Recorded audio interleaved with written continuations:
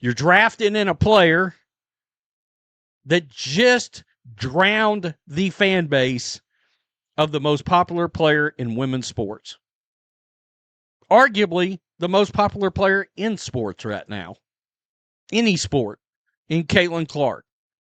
I mean, she literally hosts NBA analysts and an extra million people tune in. The Indiana Fever just made the most tone-deaf decision in recent WNBA history. They took a player in the draft who spent months drowning their fan base on social media, not just casual trash talk. We're talking about actively antagonizing the supporters of Caitlin Clark, the player who single-handedly transformed their franchise from irrelevant to must-watch television. And the front office genuinely thought this would be fine. Entire fan base that spends their hard-earned money on said team. By the way, I won't be spending any money on this team.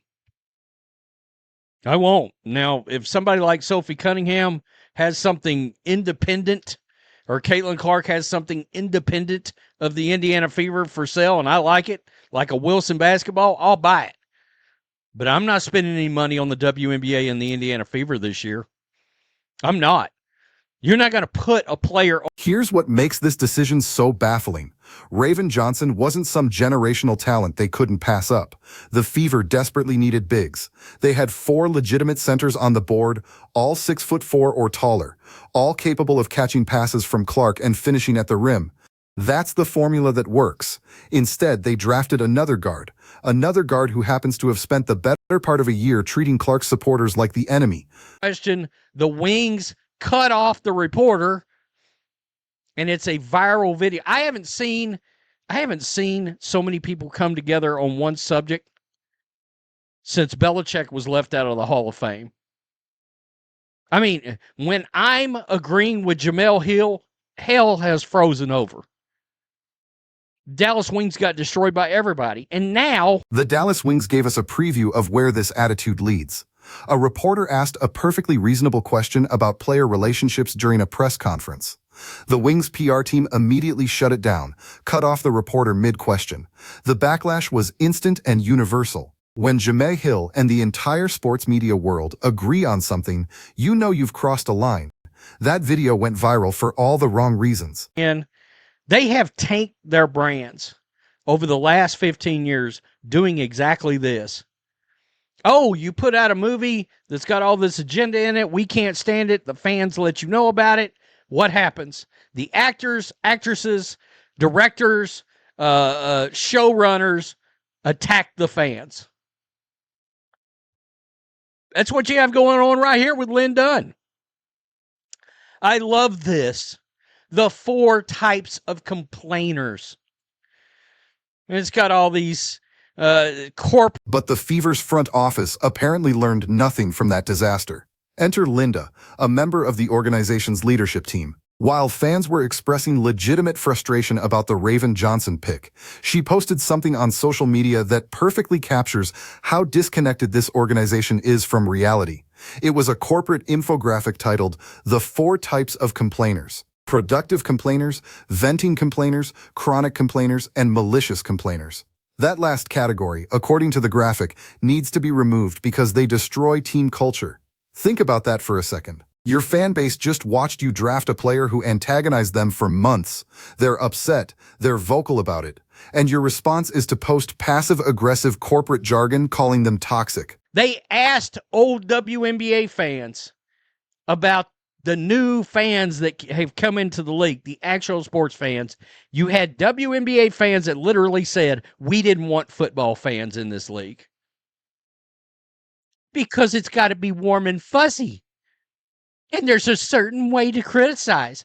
I've literally had people in the last 2 weeks on my social media tell me I have to handle things differently because these are women.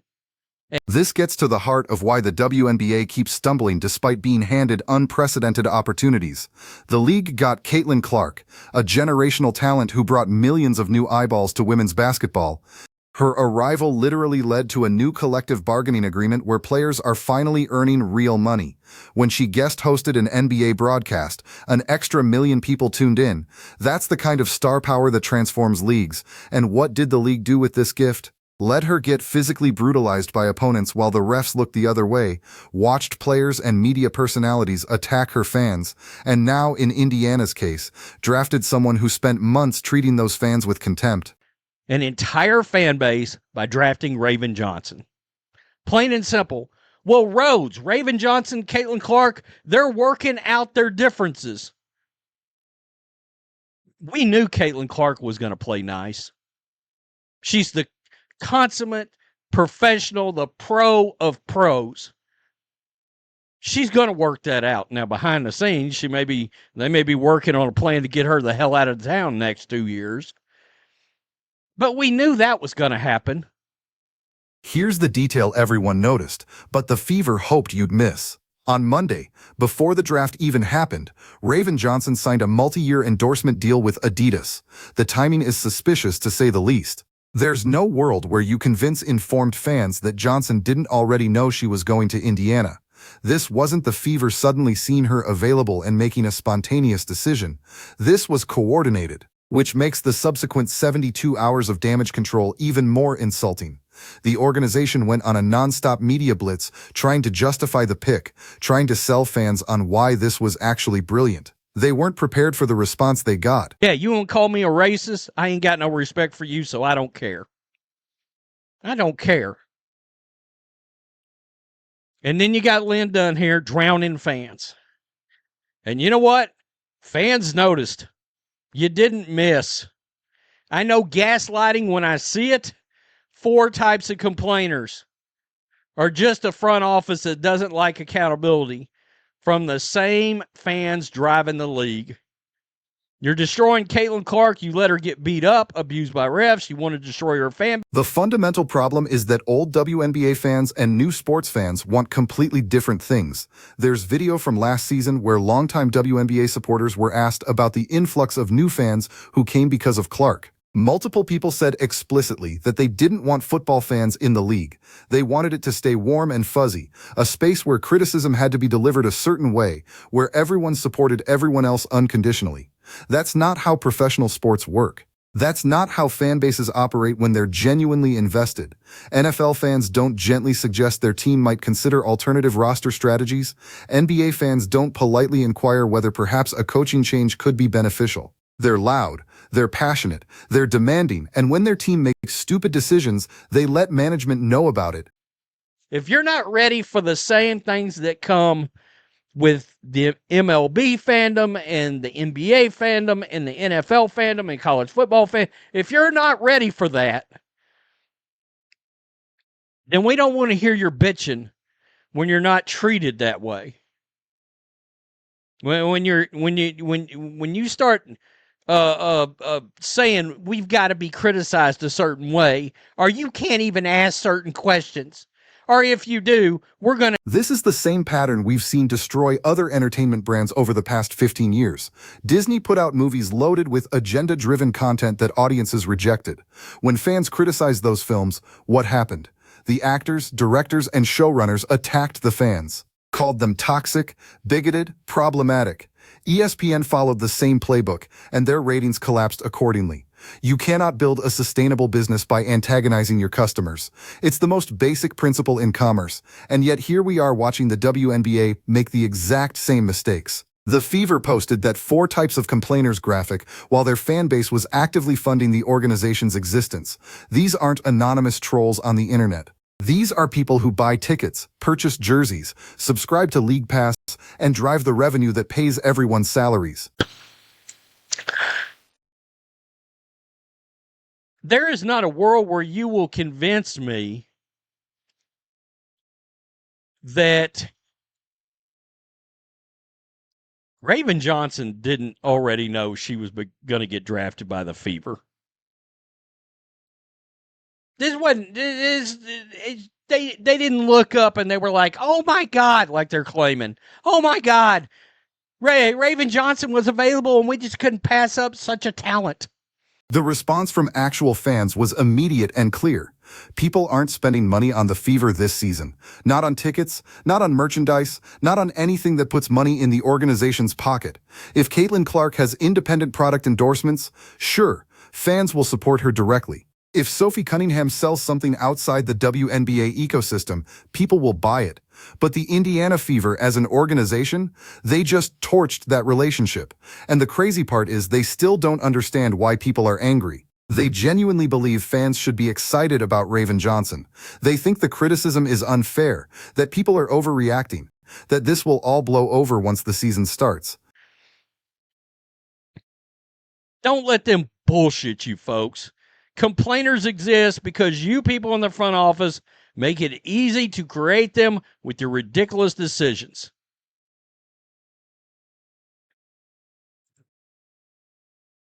Yeah, look at it. Yeah, yeah, right there.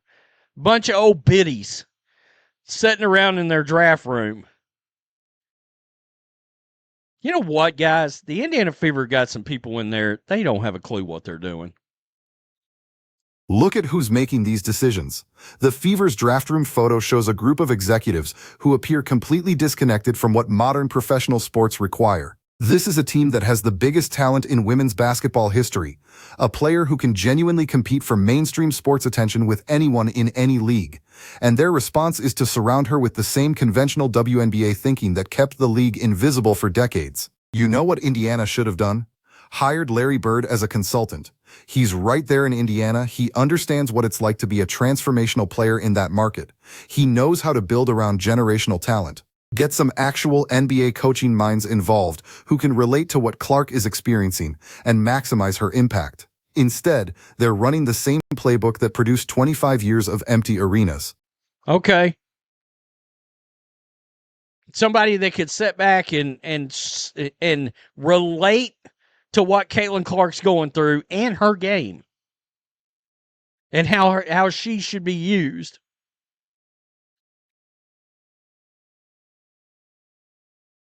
Crazy. First step, attack fans. I've seen this so much over the last decade. Entertainment, ESPN, media. The attack the fans first strategy has never worked. Not once. Not in any industry. When your customers tell you they're unhappy, you don't post passive-aggressive infographics calling them toxic complainers. You listen, you adjust, you recognize that their money is what allows you to exist.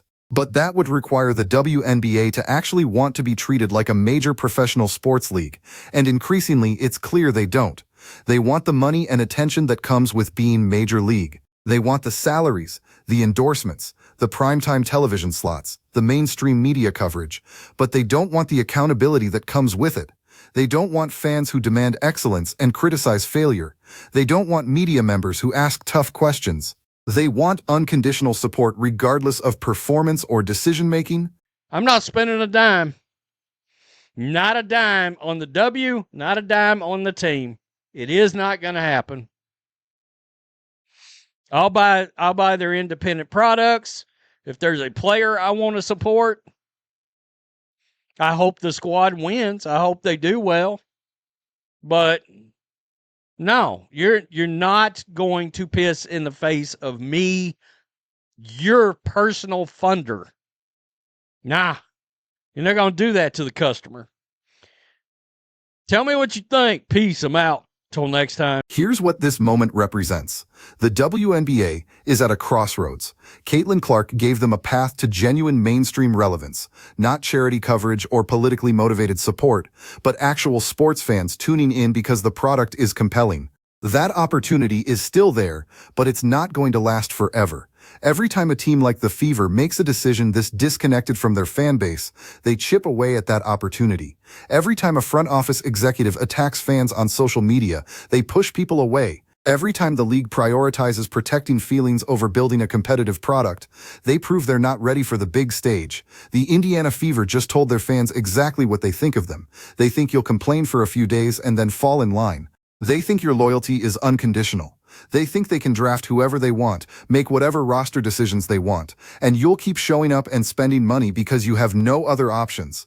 The question is whether they're right, whether fans will actually follow through on the backlash, or whether this becomes another controversy that fades after a week. Because if the Fever face no real consequences for this decision, if the money keeps flowing and the stands stay full, then they'll have learned exactly the wrong lesson. They'll know they can ignore their fan base with impunity. So what happens next matters, not just for Indiana, but for the entire league. This is the test of whether the WNBA is actually ready to operate like a major professional sports organization, or whether it's going to retreat back into the comfortable irrelevance of playing to a tiny, uncritical audience that accepts whatever product gets delivered. The Fever made their choice. They chose Raven Johnson over their fan base. They chose corporate jargon over accountability. They chose to attack their customers instead of listening to legitimate criticism. Now it's the fans' turn to make a choice. And based on the reaction over the past 72 hours, a lot of people have already decided they're done funding this kind of dysfunction.